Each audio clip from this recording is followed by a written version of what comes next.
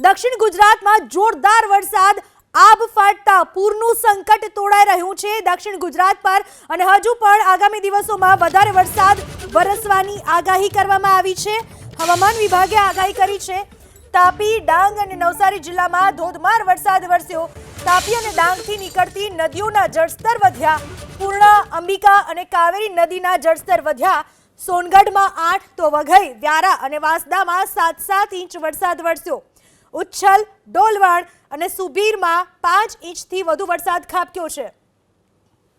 દક્ષિણ ગુજરાતમાં આબ ફાટતા જ પૂરનું સંકટ તોડાઈ રહ્યું છે। ઠેર ઠેર વરસાદી માહોલ અને જળાશયોમાં પણ નવા નીરની આવક થઈ છે। આ વિશે વધુ માહિતી આપવા આપણી સાથે જોડાઈ ચૂક્યા છે સંવાદદાતા ધનરાજ બાગલે। ધનરાજ, દક્ષિણ ગુજરાતમાં કયા જિલ્લામાં કેટલો વરસાદ, શું છે સ્થિતિ? જી બિલકુલ, ઉપરવાસમાં વરસાદ વરસી રહ્યો છે, એટલે કે વઘઈ, વાંસદા, ડાંગમાં જબરદસ્ત વરસાદ છે અને વરસાદી પાણી છે હવે ધીમે ધીમે કાવેરી, અંબિકા અને પૂર્ણા નદીમાં આવી રહ્યું છે। ત્યારે સીધા દ્રશ્ય જોઈ શકો છો।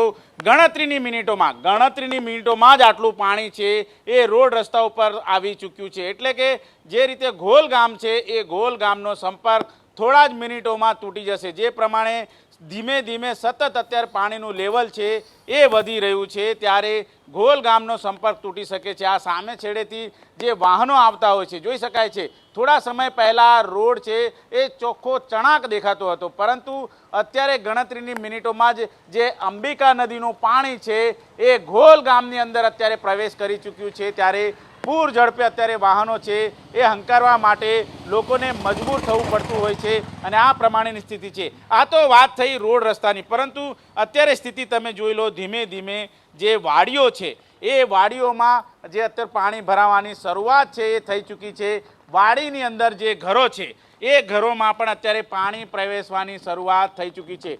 જે પ્રમાણે ધસમસતો પ્રવાહ અંબિકા નદીનો છે, ત્યારે આ અંબિકા નદીના કિનારા ઉપર જ બનેલી વાડી છે અને ત્યાં એક ઘર આવેલું છે। ત્યારે હવે ઘરને તાળું મારીને ઘરના માલિક છે એ નીકળી ગયા છે બહાર। ત્યારે આ વાડીમાં પાણી છે, રોડ રસ્તા ઉપર પાણી છે અને અંબિકા નદી ગાંડીતુર બની છે। સૌથી મહત્વની વાત એ છે કે જે પ્રમાણે અત્યારે જે વરસાદ વરસી રહ્યો છે, ઉપરાંત જે પ્રમાણે અમાસની ભરતી છે અને અમાસની ભરતી હોવાના કારણે દરિયો છે એ પાણી નહીં લઈ શકે, એટલે સ્થિતિ વણસવાની અત્યારે જોવાઈ રહી છે। સ્થિતિ એવી જોવાઈ રહી છે। ગામના આગેવાન આપણી સાથે મોજૂદ છે। કેટલામું આ પૂર હશે વર્ષની અંદર અને આજે કયો દિવસ છે અને શું સ્થિતિ સર્જાશે? આજે આ સિઝનનું આ ચોમાસું છે તેમાં ચોથી રેલ આવી છે અને 3 રેલ ભારે જ હતી અને અત્યારે જે આવે છે સવારે પાણીની હાલત જોઈએ તો કશું કંઈ હતું નહીં, સામાન્ય નદીની જેમ સ્થિતિ હતી, પરંતુ અત્યારે છેલ્લા 4-5 કલાકમાં જ એટલું બધું પાણી વધી ગયું છે કે આ જ હાલત રહેશે તો 2 કલાકમાં તો એકદમ ડૂબાડૂબ થઈ જશે એવું લાગે છે। આજે ભરતીનો દિવસ કયો દિવસ છે? કઈ રીતે દરિયો પાણી નહીં લે?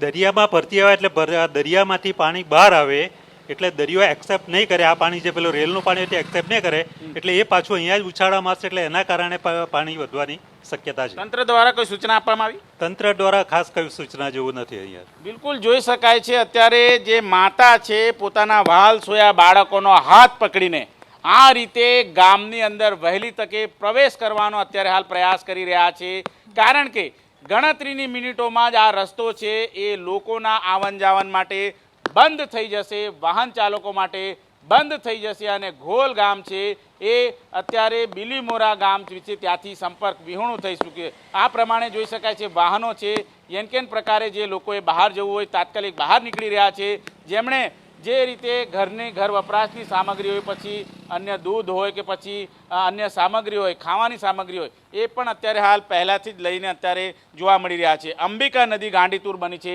બંને કાંઠે અત્યારે હાલ જોવા મળી રહ્યું છે। સામે છેડે જોઈ શકાય છે આ રોડ છે અને રોડની બરાબર બાજુમાં અત્યારે જે પ્રમાણે પાણીનો વહેણ છે એ પાણીનો વહેણ અત્યારે હાલ જોઈ શકાય છે।